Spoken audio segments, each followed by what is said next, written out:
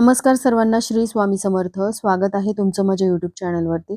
आजचा दिवस तुम्हाला खूप छान, सुखाचा, समाधानाचा जाऊ देत, हीच मी स्वामींच्या चरणी प्रार्थना करते आणि आजच्या या नवीन व्हिडिओला सुरुवात करते. उद्या आहे 19 मार्च 2026, वार गुरुवार, आणि उद्याच्या दिवशी गुढीपाडवा साजरा केला जाणार आहे. गुढीपाडवा म्हणजे नवीन वर्षाची सुरुवात, नव्या आशेचा, नव्या यशाचा सण. गुढीपाडवा हा महाराष्ट्रातील एक अत्यंत महत्त्वाचा सण असून तो मराठी नवीन वर्षाचा पहिला दिवस मानला जातो. हिंदू पंचांगानुसार गुढीपाडवा हा हिंदू धर्मातील 3.5 मुहूर्तापैकी एक पूर्ण मुहूर्त मानला जातो. त्यामुळे या दिवशी केलेले कोणतेही शुभ कार्य फलदायी ठरते. याच दिवशी नवीन वर्षाची सुरुवात होते. हा सण चैत्र महिन्याच्या शुद्ध प्रतिपदेला साजरा केला जातो. या दिवशी घराघरामध्ये गुढी उभारली जाते. ही गुढी म्हणजे विजय आणि समृद्धी, शुभ शकुनाचे प्रतीक मानले जाते.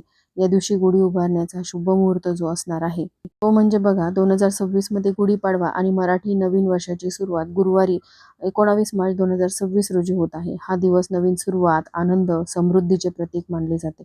पुराणानुसार या दिवशी ब्रह्मदेवांनी सृष्टीची निर्मिती केली असे मानले जाते. तसेच काही ठिकाणी हा दिवस रामाचे अयोध्येत आगमन म्हणूनही ओळखला जातो. तर या दिवशी सकाळी 6:40 ते 10:45 पर्यंतची वेळ गुढी उभारण्यासाठी सर्वोत्तम आणि सर्वात शुभ मानली जाते. प्रतिपदा तिथी प्रारंभ 18 मार्च 2026 रोजी 8:23 होणार आहे आणि प्रतिपदा तिथी समाप्ती 19 मार्च 2026 रोजी रात्री 9:15 होणार आहे. पंचांगानुसार सूर्योदय व्यापिनी प्रतिपदा तिथीला महत्त्व असल्याने 19 मार्च रोजी गुढी उभारून नवीन वर्षाचे स्वागत करणे शास्त्रशुद्ध ठरणार आहे. गुढी म्हणजे विजय आणि आनंदाचे प्रतीक. प्रत्येक घराच्या दारामध्ये गुढी उभारली जाते. ग्रहतारे दररोज आपली जागा बदलून काही खास योग आणि शुभ संयोग बनवतात. ज्योतिषशास्त्रानुसार ग्रहाच्या विशिष्ट स्थितीमध्ये जे शुभ योग बनतात त्यावेळेला शुभ मुहूर्त म्हणतात. या मुहूर्तावर केलेले कोणतेही काम व्यक्तीला यश मिळवून देते असे म्हणतात आणि म्हणूनच या गुढीपाडव्याच्या शुभ मुहूर्तावरती खरेदी केलेल्या वस्तू फलदायी ठरतात. कोणत्याही नवीन कामाची सुरुवात शुभ मुहूर्तावरती केली तर त्या कामामध्ये यश मिळते व लाभ होतो. तसेच गृहप्रवेश, मंगल कार्य देखील शुभ मुहूर्तावरती करतात, ज्यामुळे आपल्या आयुष्याची सुरुवात मंगलमय होऊन आयुष्यामध्ये सुख, समृद्धी आणि आनंद कायम राहतो. त्यामुळे हिंदू धर्मामध्ये शुभ मुहूर्तावरती सर्व धार्मिक आणि मंगल कार्य पार पडतात. आणि गुढीपाडवा हा तर मराठी नवीन वर्षाची सुरुवात आणि मराठी नवीन वर्षातला पहिला 3.5 शुभ मुहूर्तापैकी एक मुहूर्त. म्हणूनच या दिवशी काही नवीन सुरुवातीसोबतच घरामध्ये काही प्रभावी सेवा व उपाय देखील केले जातात. तर असाच एक उपाय उद्या आलेल्या गुढीपाडव्याच्या दिवशी आपल्याला करायचा आहे. या उपायामध्ये उद्या गुरुवारी गुढीपाडव्याच्या दिवशी सकाळीच उंबरठ्यावरती ही एक वस्तू ठेवायची आहे. ही वस्तू उंबरठ्यावरती ठेवल्याने पैसा, सुख, संपत्ती सर्व काही मिळेल. घराची, मुलांची, पतीची भरभरून अशी प्रगती होईल. तर उंबरठ्यावरती अशी कोणती वस्तू आपल्याला ठेवायची आहे, नंतर त्या वस्तूचं काय करायचं, ही संपूर्ण माहिती जाणून घ्यायची असेल तर व्हिडिओ स्किप न करता शेवटपर्यंत बघा. चॅनलवरती पहिल्यांदा आला असाल तर सबस्क्राईब करा आणि असेच नवनवीन माहितीपूर्ण व्हिडिओ बघण्यासाठी बेल आयकॉनलाही क्लिक करा. त्यामुळे जेव्हाही मी नवीन व्हिडिओ अपलोड करेल तेव्हा त्याचं नोटिफिकेशन सर्वात आधी तुम्हाला मिळेल आणि तुम्ही माझा एक पण व्हिडिओ मिस करणार नाही. आणि त्याचबरोबर हाई बटनलाही प्रेस करा जेणेकरून सर्वांपर्यंत हा व्हिडिओ पोहोचेल. चला तर मग जास्त वेळ न घालवता व्हिडिओला सुरुवात करूया.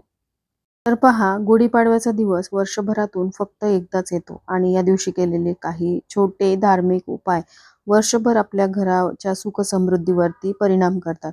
पण दुर्दैवाची गोष्ट अशी आहे की लोक गुढी उभारतात, पूजा करतात, सण साजरा करतात, पण अतिशय महत्त्वाची गोष्ट मात्र नकळतपणे राहून जाते. म्हणूनच काही लोकांच्या घरामध्ये वर्षभर पैसा टिकत नाही, कामामध्ये अडथळे येतात किंवा वारंवार आर्थिक संकटांचा सामना करावा लागतो. एक साधी गोष्ट आहे की उपाय जे आहेत ते योग्य वेळेमध्ये आणि योग्य पद्धतीनेच करायचे असतात. चुकीच्या वेळेमध्ये किंवा अर्धवट माहितीच्या आधाराने आपण जर काही उपाय करायला गेलो तर त्याचे आपल्याला अपेक्षित लाभ जे आहेत ते मिळत नाहीत. कारण उपाय पूर्ण लक्षपूर्वक ऐकला तरच तुम्हाला ज्या गोष्टी आहेत छोट्या छोट्या त्या लक्षात येतील आणि तुम्ही देखील उपाय योग्य पद्धतीने करू शकाल. तर उद्या 19 मार्च गुरुवार गुढीपाडव्याचा पवित्र दिवस, मराठी नवीन वर्षाची सुरुवात असणारा हा अत्यंत शुभ आणि मंगल मानला जाणारा दिवस. या दिवशी श्रद्धेने केलेले काही उपाय आयुष्यामध्ये सकारात्मक बदल घडवून आणू शकतात असा अनेकांना अनुभव आलेला आहे. तर आता हा उपाय करण्यासाठी आपल्याला सकाळी लवकर ब्रह्ममुहूर्तावरती उठायचं आहे. उठल्यानंतर बघा, या दिवशी गुढी उभारली जाते, त्यामुळे गुढी उभारण्याआधी आपल्याला घर जे आहे ते स्वच्छ करायचं आहे. या दिवशी अमावस्या देखील असणार आहे. त्यामुळे अमावस्येच्या दिवशी आपण घराची स्वच्छता करत असतो आणि त्यानंतर नवीन मराठी वर्षाला सुरुवात होणार आहे. त्यामुळे सगळ्यात आधी घराची स्वच्छता करायची आहे. घरासमोरचा परिसर स्वच्छ झाडून पुसून घ्यायचा आहे. अंगण असेल तर स्वच्छ ते झाडून घ्यायचं. तिथे आपल्याला सडा टाकायचा आहे आणि घराच्या मुख्य प्रवेशद्वाराजवळ किंवा बाल्कनीमध्ये किंवा जिथे आपल्याला घरामध्ये जागा आहे तिथे आपण गुढी म्हणजेच विजय, यश, सौभाग्य आणि समृद्धीचं प्रतीक मानली जाणारी गुढी उभारतो. गुढी उभारल्याने घरातील नकारात्मक शक्ती दूर होते आणि घरामध्ये सकारात्मक ऊर्जा प्रवेश करते. म्हणूनच अनेक कुटुंबामध्ये गुढीपाडव्याच्या दिवशी विशेष पूजा, जप आणि सेवा केली जाते. आणि विशेष म्हणजे या दिवशी केलेली कोणतीही चांगली सुरुवात अत्यंत मंगलमय मानली जाते. म्हणूनच अनेक लोक या दिवशी नवीन काम सुरू करतात. काही लोक नवीन वस्तू खरेदी करतात, तर काही लोक धार्मिक उपाय आणि पूजा करतात. तर हा उपाय जो आहे तो आपल्याला ब्रह्ममुहूर्तापासून ते सकाळी 8 ते 9च्या दरम्यान करायचा आहे. ही वेळ अत्यंत पवित्र असते कारण या वेळेमध्ये वातावरणामध्ये सकारात्मक ऊर्जा अधिक प्रमाणामध्ये सक्रिय होते. तसं गुढीपाडव्याच्या दिवशी दिवसभर शुभमुहूर्त असणार आहे. त्यामुळे आपण दिवसभरामध्ये हा उपाय कधीही करू शकतो. कारण आपल्या आयुष्यामध्ये असलेली नकारात्मकता, आयुष्यात येणारे अडथळे, प्रगतीच्या मार्गात येणारे अडथळे दूर व्हावेत. आपली प्रत्येक क्षेत्रामध्ये प्रगती व्हावी, पैशांविषयक काही समस्या असतील त्या दूर व्हाव्यात, आपल्या मुलाबाळांच्या काही समस्या असतील, करिअर विषयक, नोकरी, व्यवसायाविषयक काही समस्या असतील तर त्या दूर व्हाव्यात. कारण आपल्या घराच्या उंबरठ्यावरती ही वस्तू ठेवायची आहे. म्हणूनच हा उपाय जो आहे तो आपल्याला आवर्जून करायचा आहे. कारण चांगल्या आणि वाईट गोष्टी उंबरठ्यावरूनच आपल्या घराच्या आत येत असतात. म्हणून आपण जर गुढीपाडव्याच्या दिवशी हा उपाय केला तर नक्कीच आपल्याला त्याचा लाभ होईल. आता स्वच्छता, श्रद्धा आणि शांत मन या 3 गोष्टी अतिशय महत्त्वाच्या असतात. मनामध्ये शंका आणि घाई असेल तर त्या उपायाचा भाव पूर्णपणे तयार होत नाही. आणि म्हणूनच आपल्याला 19 मार्च गुरुवारी गुढीपाडव्याच्या दिवशी आपल्याला सगळ्यात आधी देवपूजा वगैरे करून घ्यायची आहे. देवासमोर धूप, दीप, अगरबत्ती लावायची आहे. देवाचे स्मरण करून मग आपल्याला काही क्षण शांतपणे प्रार्थना करायची आहे आणि त्यानंतर आपल्याला उंबरठ्यावरती हा उपाय करायचा आहे. आता उंबरठ्यावरती हा उपाय करण्यासाठी आपल्याला काय करायचं आहे, उंबरठ्यावरती थोडं कलशामध्ये पाणी घ्यायचं, त्यामध्ये चिमूटभर हळद टाकायची, ते उंबरठ्यावरती शिंपडायचं आहे. त्यानंतर उंबरठा स्वच्छ पुसून घ्यायचा आहे. या दिवशी आपल्याला उंबरठ्यावरती हळदीचं लेपन करायचं आहे. पण त्याआधी एक दिवा प्रज्वलित करायचा आहे. मातीची पंती घ्या किंवा तुम्ही कोणताही दिवा घेतला तरीही चालेल. त्यानंतर त्या दिव्यामध्ये शुद्ध गाईचं तूप घालायचं. देवघरामध्ये सुद्धा एक दिवा आपल्याला शुद्ध गाईच्या तुपाचा लावायचा आहे आणि तो तसाच दिवा आपल्याला उंबरठ्याच्या बाहेर लावायचा. आता तुम्ही म्हणाल की तुपाचा दिवा लावणं शक्य नसेल तर जे देवपूजेसाठी तुम्ही तेल वापरता ते तेल या दिव्यामध्ये घातलं तरी सुद्धा चालेल. आता या दिव्यामध्ये 2 वातींची एक वात करून तो दिवा आपल्याला प्रज्वलित करायचा. दिव्याला आसन द्यायचं आहे. उंबरठ्याच्या बाहेर म्हणजेच आपण ज्यावेळेस बाहेरून आतमध्ये प्रवेश करतो तेव्हा आपल्या हाताच्या उजव्या बाजूला हा दिवा ठेवायचा आहे. दिव्याचं पूजन करायचं. हळदी, कुंकू, अक्षदा, एक फूल तिथे ठेवायचं आहे. धूप ओवाळून घ्यायचं आणि त्यानंतर या उपायाला सुरुवात करायची. तर कोणताही उपाय किंवा सेवा जी आहे ती आपण अग्नीच्या साक्षीने करतो. कारण जेव्हा आपण दिव्याच्या साक्षीने कोणतीही सेवा करतो ती थेट ईश्वरापर्यंत पोहोचते अशी मान्यता आहे. म्हणूनच आपल्याला आता उंबरठ्यावरती हळदीचं लेपन करायचं आहे.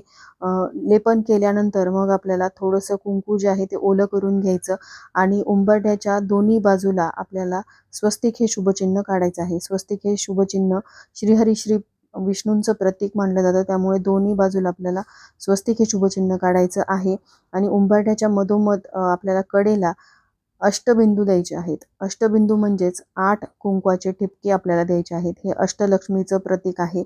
प्रत्येक लक्ष्मीचं नाव घेत म्हणजे धान्यलक्ष्मी, ऐश्वर्यलक्ष्मी, वैभवलक्ष्मी अशी 8 नावं अष्टलक्ष्मीची आपल्याला घ्यायची आहेत आणि अष्टलक्ष्मी आपल्याला काढायची आहे. स्वस्तिक आणि अष्टलक्ष्मीचं आपल्याला हळदी, कुंकू, अक्षदा, धूप, दीप ओवाळून पूजन करायचं आहे. उंबरठ्याला नमस्कार करायचा आहे. उंबरठ्याच्या बाहेर आपल्याला लक्ष्मीची पावलं, गाईची पावलं आवर्जून काढायची आहेत आणि त्यानंतर आपल्याला हा उपाय करायचा आहे. आता या उपायासाठी आपल्याला एक कलश घ्यायचा आहे. तांब्याचा घ्या, पितळीचा घ्या, कोणताही घेतला तरी चालेल. फक्त स्टीलचा कलश घेऊ नका. कारण उपाय करताना जेव्हा आपण वस्तू वापरतो मग तो दिवा असेल किंवा कलश असेल तर तो नेहमी तांब्या, पितळेचा असावा.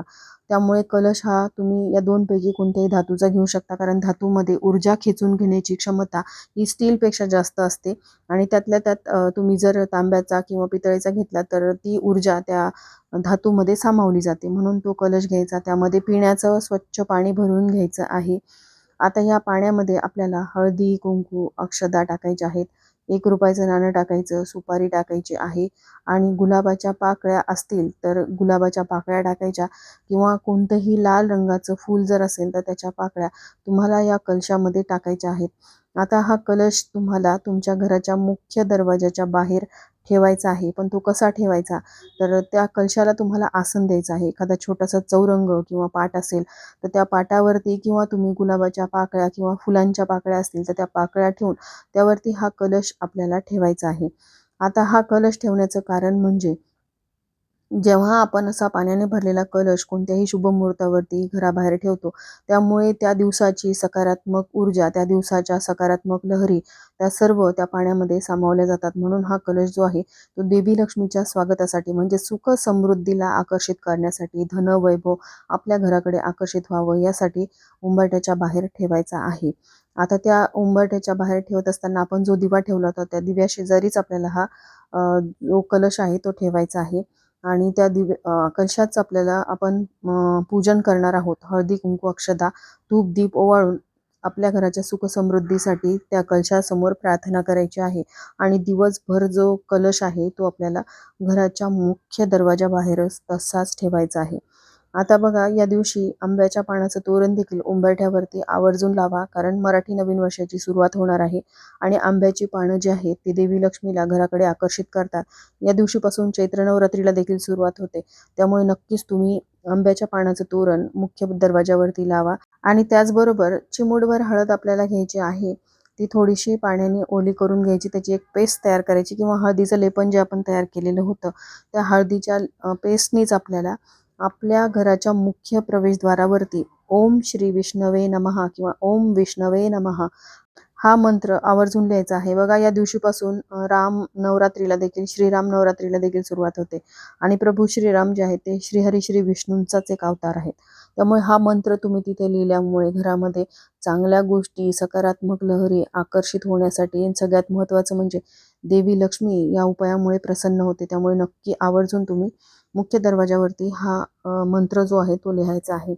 आता हा सगळा उपाय करून झाल्यानंतर आता तो दिवा जो आहे तो गुढी उभारेपर्यंत सुरू राहील याची काळजी घ्यायची. त्यानंतर आपल्याला गुढी उभारून घ्यायची आहे. आता ज्यावेळेस आपण संध्याकाळी गुढी उतरवणार आहोत त्यावेळेस घरासमोर ठेवलेल्या दिव्यामध्ये परत तेल किंवा तूप जे काही तुम्ही घातलेलं असेल ते घालायचं आहे.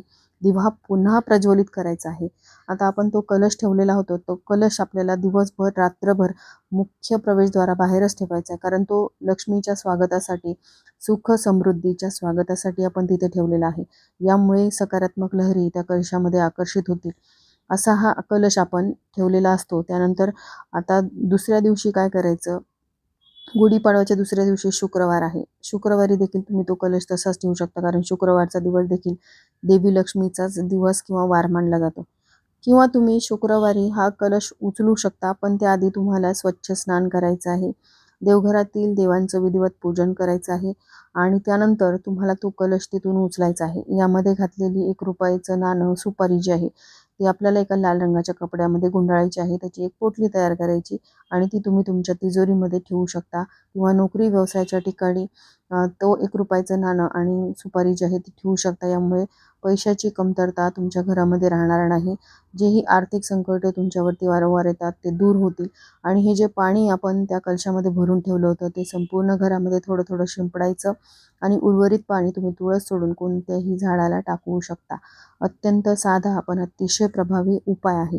धार्मिक परंपरेनुसार मुख्य दरवाजाजवळ लावलेला दिवा हा घरामध्ये सकारात्मक ऊर्जेचे स्वागत करतो असे मानले जाते आणि तुळशीसमोर लावलेला दिवा हा घरामध्ये शांतता, पवित्रता आणि देवी लक्ष्मीची कृपा वाढवतो असेही सांगितले जाते. आता मात्र या सर्व गोष्टी केल्यानंतर आपल्याला एक उपाय दुसरा करायचा आहे. एक साधा मातीचा दिवा घ्यायचा आहे. शक्यतोवर मातीचाच दिवा वापरण्याचा जास्तीत जास्त प्रयत्न करा, कारण मातीचा दिवा हा पंचतत्वांपासून बनलेला असतो असे मानले जाते. त्यामुळे त्यामध्ये सकारात्मक ऊर्जा ही अधिक प्रमाणामध्ये टिकून राहते असे अनेक लोक सांगतात. त्यानंतर त्या दिव्यामध्ये कापसाची दुहेरी वात टाकायची आहे. दुहेरी वात म्हणजे 2 धागे एकत्र करून तयार केलेली वात. अशी वात लावल्याने दिव्याचा प्रकाश अधिक तेजस्वी आणि स्थिर होतो. आता त्या दिव्यामध्ये शुद्ध गाईचे तूप घालण्याचा प्रयत्न करा, कारण धार्मिक मान्यतेनुसार गाईचे तूप अत्यंत पवित्र मानले जाते आणि त्यातून निघणाऱ्या दिव्याचा प्रकाश वातावरण अधिक शुद्ध करतो असे सांगितले जाते. परंतु काही वेळा प्रत्येकाच्या घरामध्ये गाईचे तूप उपलब्ध असेलच असे नाही. त्यामुळे जर गाईचे तूप नसेल तर तुम्ही म्हशीचे तूप किंवा इतर कोणतेही तूप वापरू शकता. जर तूप उपलब्ध नसेल तर साधे तेल वापरले तरीसुद्धा चालणार आहे. पण एक छोटी गोष्ट नक्की करा. दिव्यामध्ये तूप किंवा तेल घातल्यानंतर एक चिमूटभर हळद त्यामध्ये टाका. धार्मिक श्रद्धेनुसार हळद ही पवित्रता आणि मांगल्याचे प्रतीक मानले जाते. म्हणून चिमूटभर हळद आपल्याला त्या दिव्यामध्ये टाकायची आहे.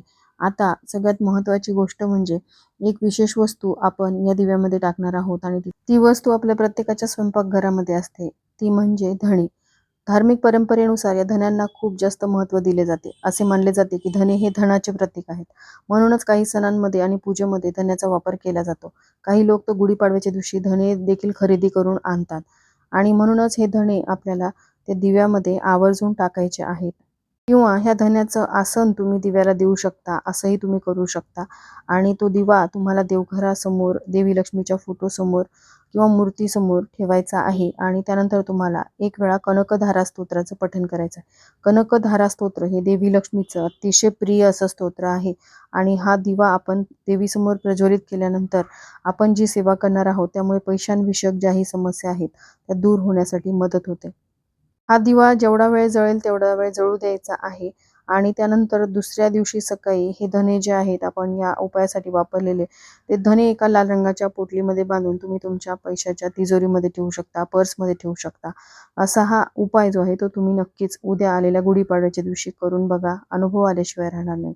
आणि याबरोबरच अतिशय छोट्याशा माहितीसह आजचा हा व्हिडिओ मी इथं सेंड करते. व्हिडिओ आवडला असेल, थोडा जरी हेल्पफुल वाटला असेल तर व्हिडिओला जास्तीत जास्त लोकांपर्यंत शेअर करा, जेणेकरून योग्य ती माहिती सर्वांना मिळेल. भेटूयात अशाच एका नवीन व्हिडिओसोबत. तोपर्यंत सर्वांना श्री स्वामी समर्थ.